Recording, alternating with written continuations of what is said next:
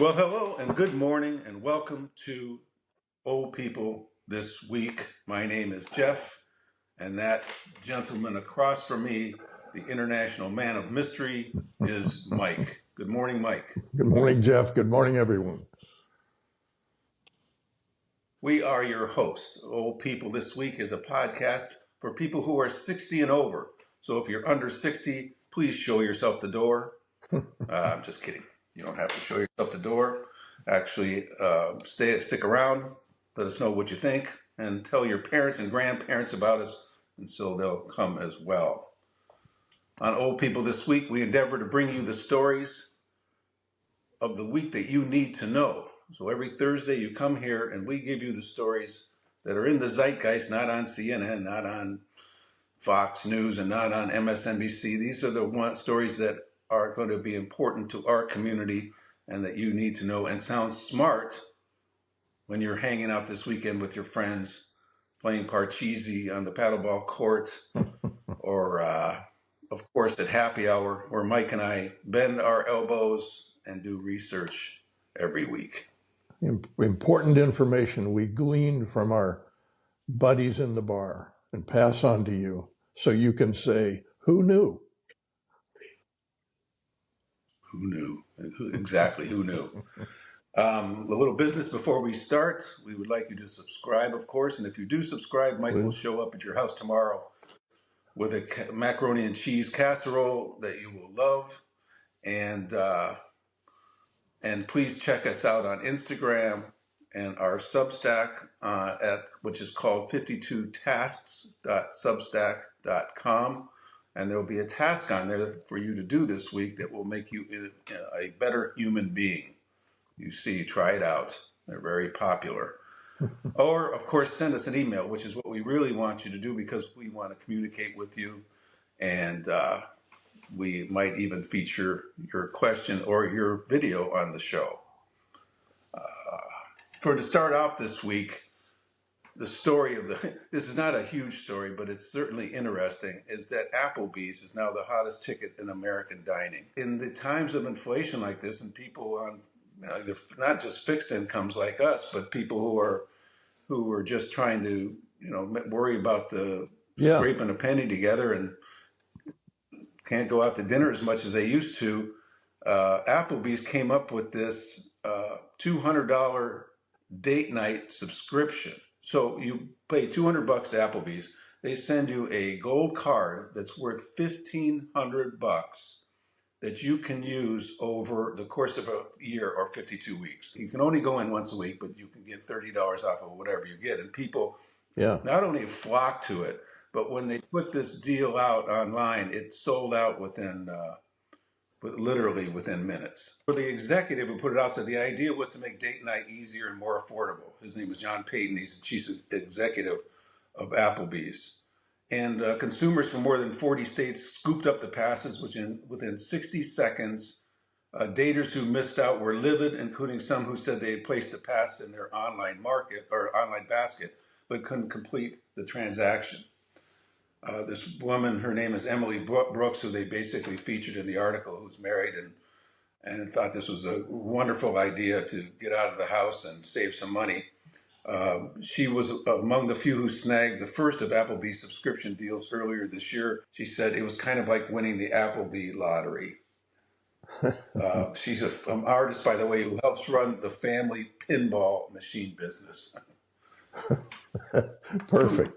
First of all, is there a pinball machine business still? Apparently there is.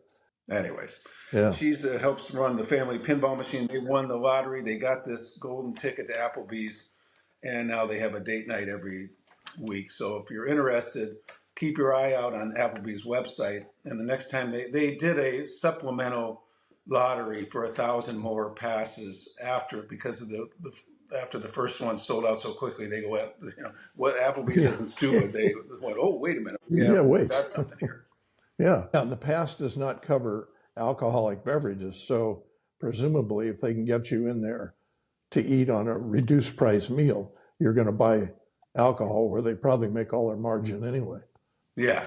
You wouldn't like that deal then, Mike, because you're not going to eat. You would just drink alcohol and you couldn't get it. The big story this week is not Applebee's at all. The big story this week is on squatters. We talked about this last week, how people are, sneak into houses and they won't leave. Yeah. So I did some further research on it, and there's a incredible nationwide issue with squatters. On the one end of squatter world, there is people just moving into like vacation homes that are left abandoned in small towns around lakes, and these Yeah. are where people just, mostly for the reason that they don't have enough money to pay rent somewhere else, they just go live in these places. Yeah. On the other end, on the top end, are squatters in these multi-million-dollar mansions and like outside of Beverly Hills, California, and places like that, where they're moving in and they literally open up strip clubs inside and drug-fueled party houses, meaning they'll charge admission. These parties rage on for days, and the owners, if they know about it at all, because they're clearly not living there, but if they find out about it, there's not much they can do because of the restrictive regulations around what you can do in order to get somebody out of your house if you Out of need the to. house. You Yeah. can't just go in there with a shotgun and lead them out. Because once somebody gets in under some alleged, contract of some sort, then they're there. And with any luck, they'll leave when they're supposed to. But if they don't, as a property owner, you're screwed.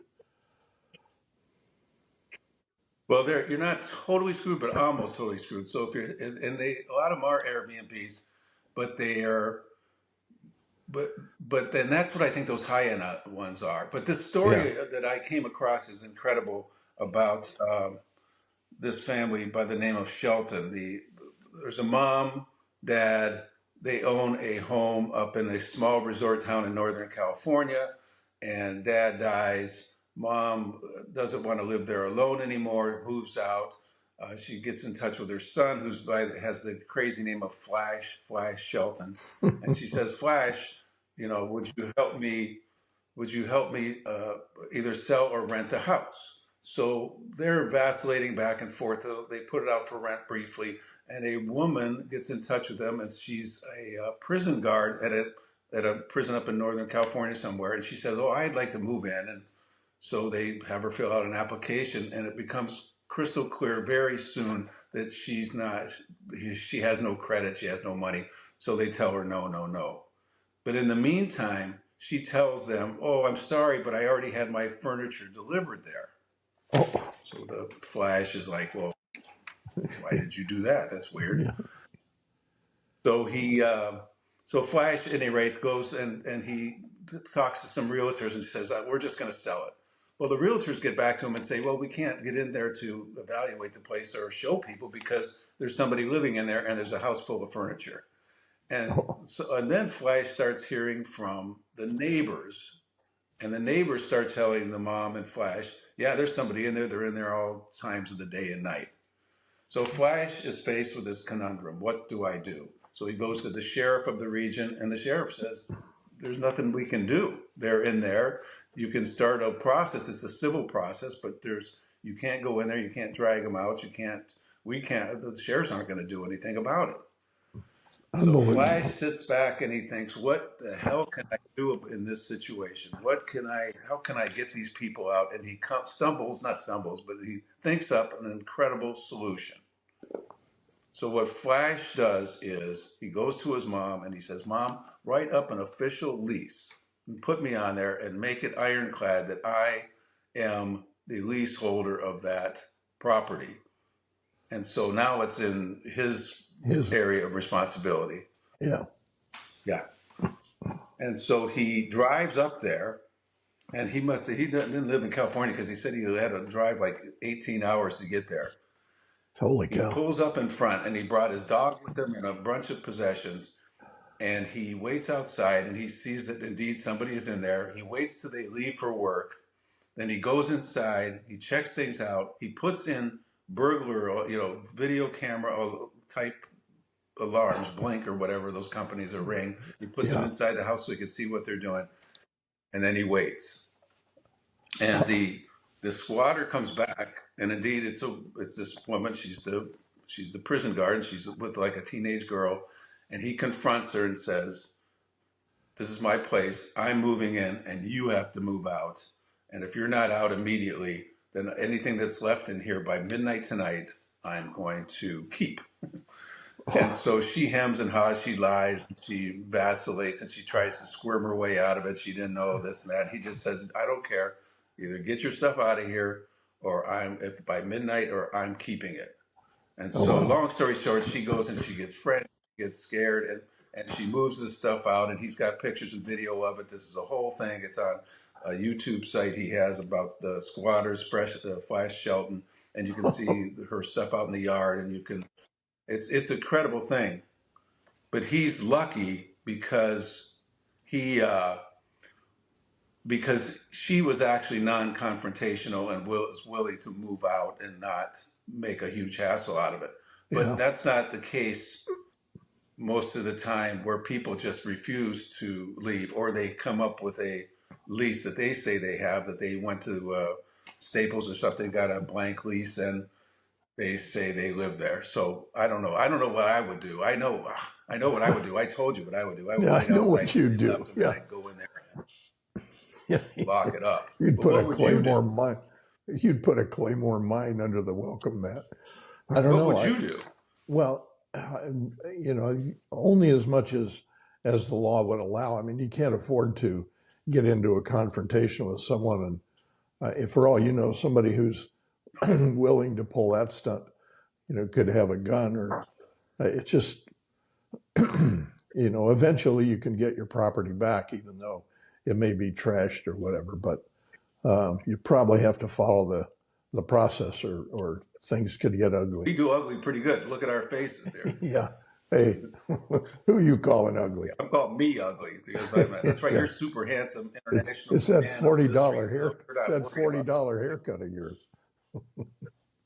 That's right. Don't even disregard this thing. I told you it's called the Boomer Mohawk. If they had one look at that prison guard lady, one look at me, she would have said, "All right, Yeah. this dude, I better get the hell out of Yeah, here." she's out of By the there. way, when Flash showed up, he did bring a gun, he said, but I don't think he was prepared to use it. He doesn't come off as a nutcase. He comes off as just a guy who was like exasperated, needed to get rid of, to deal with his house, and all of a sudden found himself in this situation. If you live in the state of Florida now, you may be in a better position, because they've just passed a bill that, and I think DeSantis was going to sign it, that would permit law enforcement to evict squatters immediately, bypassing the lengthy and complicated court proceedings. So you'll be able to go in there, somebody's in there, and immediately get law enforcement to help you take them out, and then deal with the Yeah. civil part of it later if there's a beef. Yeah. The problem in Florida they had, the reason there was pushback in the Florida legislature was that people were afraid that landlords would use this improperly, that they would try to get legitimate people out by saying, "Oh, they're squatters." So they had to put a bunch of provisions in there to prevent that. But it looks like Florida's going to take care of business down there. So if I'm going to buy a second home, maybe I should buy it down in the Sunshine State. Yeah, don't buy it in Northern California. Not now. Though Northern California is a beautiful place. All right. So I don't know if you know who Selena Gomez is, but she's on a show that I watch on Hulu called Only Murders in the Building with Steve Martin. And Marty Short. I love that show. Yeah. And she's cute. And then over the course of the 3 seasons of the show, her look or her weight has fluctuated. She's, been a little bit Zoftic at some points and thin at some points. Yeah. Well, I just saw her on Instagram, and she's super skinny. I mean, super skinny. And I don't know how or how she did it. I'm not even gonna guess. But that brought me to thinking about the Academy Awards again from last 2 weeks ago, when everybody was super skinny, from Jimmy Kimmel to everybody, Catherine O'Hara to everybody on the red carpet. Everybody's super skinny. And Yeah, Zendaya. I got When to Zendaya thinking, came out, she looked I mean, she's Yeah. like your little finger. I mean, she'd have to run around the shower just to get wet. Ugh. Yeah, like a twig. Well, I used to. I told you I worked on those red carpet show, and one of our hosts was a woman by the name of Juliana DePandy or Juliana Rancic, and I and she got super skinny at one point to where I hugged her and I could feel her spine and her rib cage, and I said Ugh. to her, "You're all right," and she said, "Yeah." I mean, she just got super skinny, but anyways, but the red carpet was just full of super skinny people, and that Yeah, led me to this, hearing about how people are using that the type 2 diabetes drug Ozempic instead of for type 2 diabetics. They're using it for off label, as they call it, for weight loss. yeah, Yeah. And I don't know how it was discovered or who was the first person to realize, "Ew, if I got diabetes, I'm losing a ton of weight too, so maybe I could use it for both." But the problem with this Ozempic is it commonly causes side effects like nausea, vomiting, all the fun stuff, yeah. diarrhea, Oh, good. stomach pain, and of course, the all-time favorite, constipation. I Uh, heard the issue with Oprah recently stepped off the board of Weight Watchers. And then, literally, the week after she stepped off the board, apparently hosted a TV show or some kind of a show um, extolling the virtues of these weight loss drugs. And yeah, apparently, in the audience was the CEO of Weight Watchers. And Oprah asked her directly on camera, "Does anyone really even need Weight Watchers anymore?" And there was kind of a murmur in the yeah, crowd, of course, and it was a really awkward moment. But I mean, what the hell? I guess that's the trend. If you can afford it, it's yeah. expensive as hell. Well, well, the problems are that, well, the makers of Ozempic discourage using it for weight loss. That's not what it's for, and you're going to get these. There's other side effects. The serious ones are gastroparesis, allergic reactions, changes in visions, and pancreatitis. Those are the Yeah, severe ones. And a thing they call that's something they call Ozempic face, where your face gets all drawn and you look like a yeah, meth head when you're taking Ozempic. yeah, Well, Oprah is one of a score of celebrities who have actually admitted to using it. yeah. Amy Schumer, the comedian, took it and she admitted it. She says she quit because of the side effects. Comedian Tracy Morgan, Sharon Osbourne, who looks incredibly gaunt. Heather, and then this one, Heather Gay, the Real Housewives of Salt Lake City. And now there was two thoughts about that. First of all, uh, I don't understand the concept of Real Housewives of Salt Lake Cities. Aren't they called sister wives? Sister wife. Yeah. There's 10 of them living in the I could same house. also taking it or admitted taking it was Chelsea Handler, who took an ingestion. She said, like took it intravenously and then she stopped. And this woman, Golnisa Gigi, and I'm not going to try to pronounce the last name. I'll put it down below. Who is the star of the Shaws of Sunset, which I think is on E, who went from 138 pounds to 110, and then was quoted as saying, "Will I come off it? Maybe. Will I gain back the weight? Maybe. But for now, I'm enjoying the way I look." Frightening. All right, so you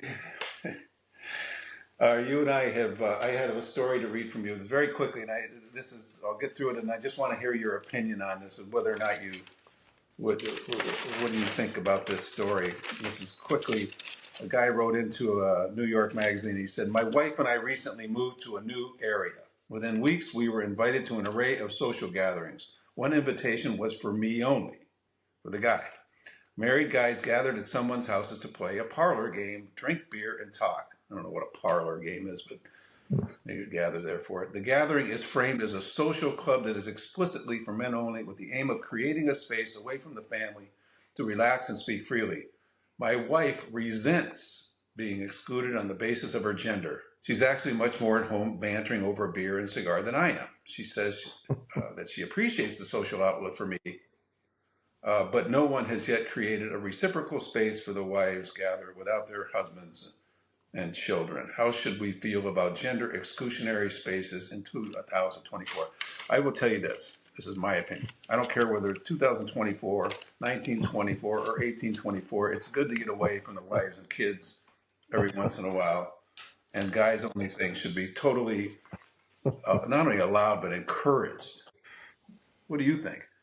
Well, this is the part now where you should look over your shoulder and make very sure your wife isn't creeping up behind you with a blunt object. No. By the way, if it was my wife, she would encourage me to go get out of the house. The more I get out of the house and out of her hair. So she's not going to bat an eye if I'm said I'm going with the guys to play poker. Even our mutual friend Rick, he has his what's it called? Sip and smoke nights. Yeah.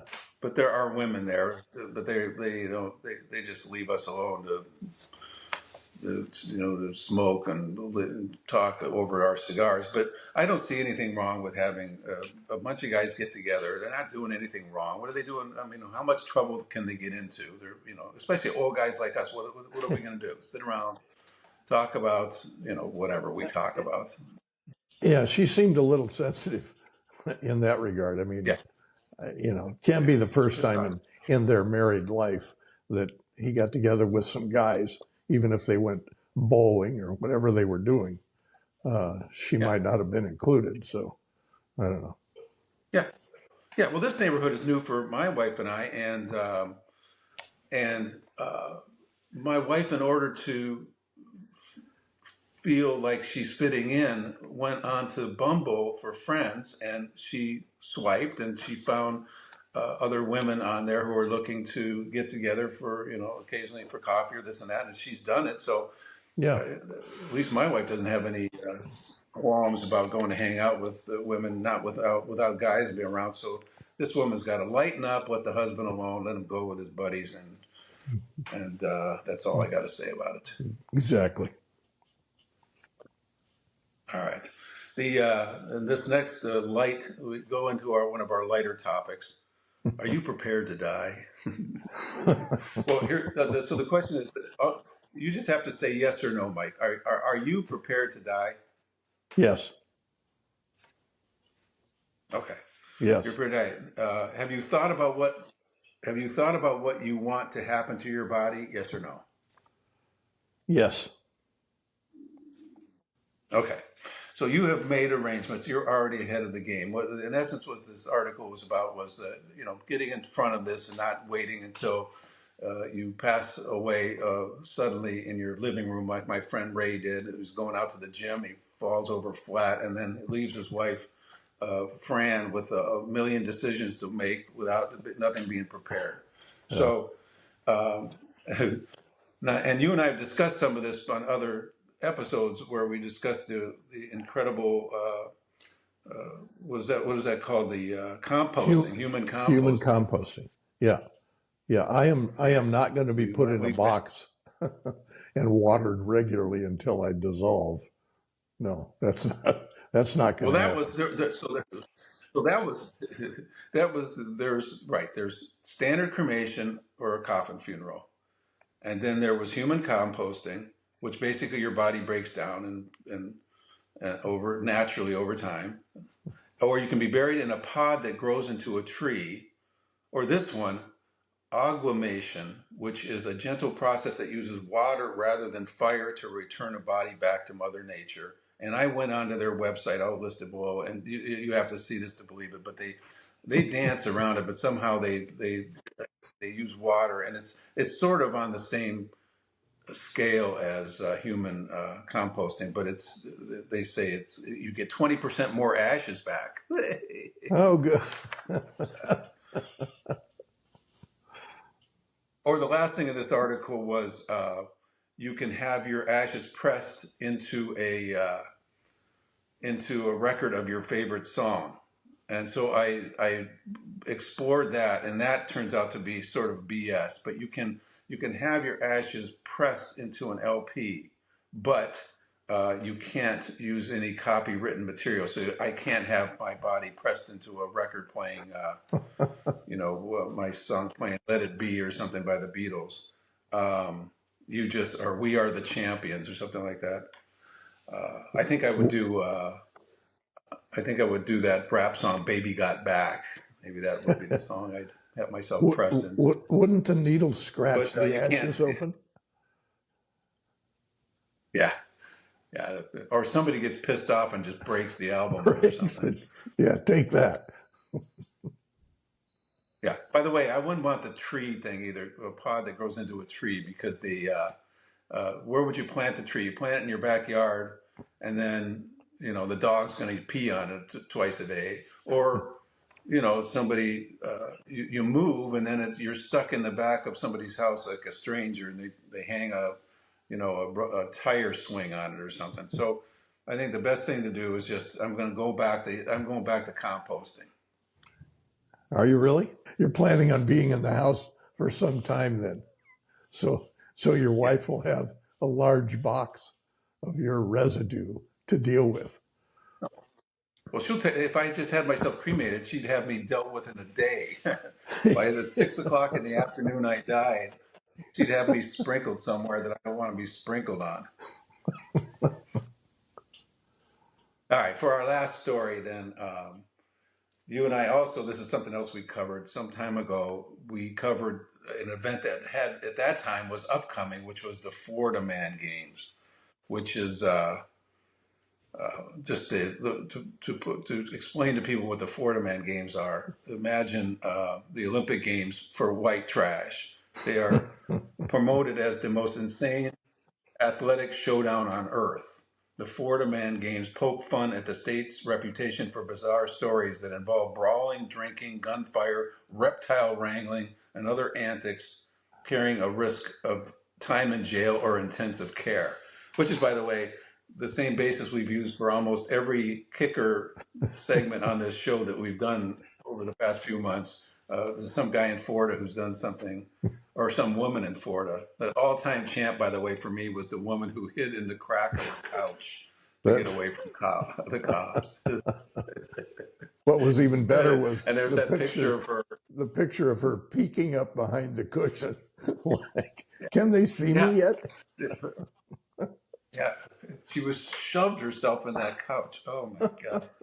But anyways, so they had the Florida Man Games. They had them in St. Augustine. They rose up by the dozens.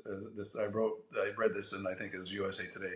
They rose up by the dozens from across Florida, caricatured competitors in tank tops and cutoff shorts for a showdown that treats evading police and wrestling over beer like Olympic sports.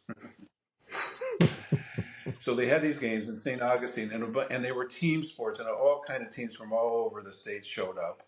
A guy named James Gordon of DeLand, Florida, won the first event, which was wolfing down a plate of barbecue pork and sausage a fraction of a second before his nearest competitor. He chugged a beer to celebrate. And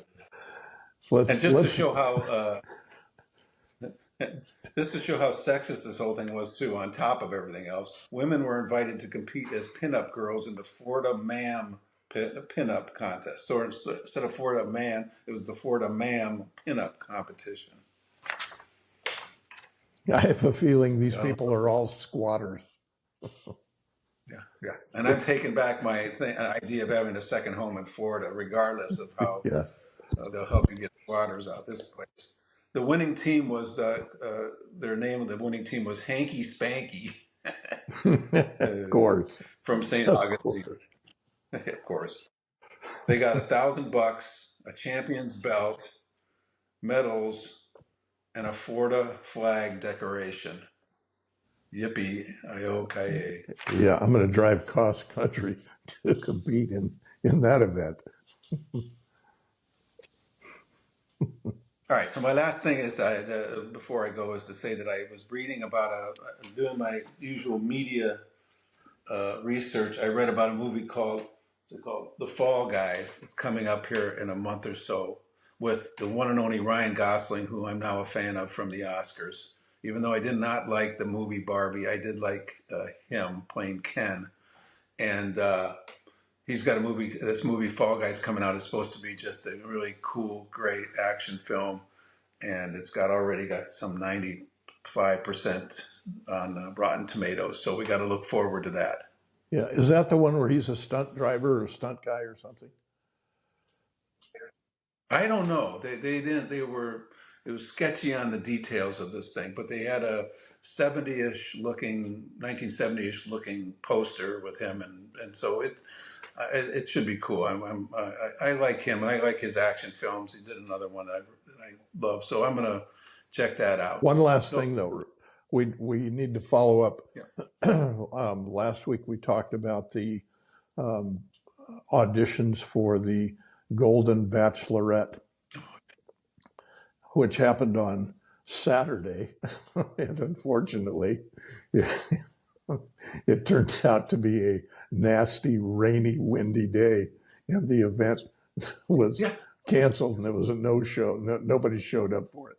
It was just horrible. Yeah, I was sitting. My wife and I were at a restaurant, sitting at the bar, watching the TV on Saturday night, and the telecast went to the newscast went to this segment about that event, and it was pouring down rain. There was these women, all women for some reason, that were the people working there, and they're all huddled under a little tent where you were supposed to come and sign up, I guess. No contestants, no man in sight, and just a heavy rain, and so they're going to have to do it again, or else the men around here didn't want to do it for some reason. But this is, to me, is prime hunting ground for the next for those bachelors to appear on that show, because there are a lot of old, very aggressive bachelors on this turf. Yeah. I wonder if there's a term for male cougars. I don't know, but there's certainly a lot of them around. We'll have to research that and find out what that is. Yeah. Lechers. Yeah. Normal guy at the bar, by the way. Not like you need a special term. Yeah. Well, thank you all, everyone, for joining us today. We'll be back next Thursday. Please subscribe. Please email us at oldpeoplethisweek@gmail.com, and check out the Substack, so you'll have a task to take care of this week, and you can tell us about next week. Email us, and we'll see you later. Mike, we'll see you at happy hour. Bring your notebook, and we'll get ready for next week.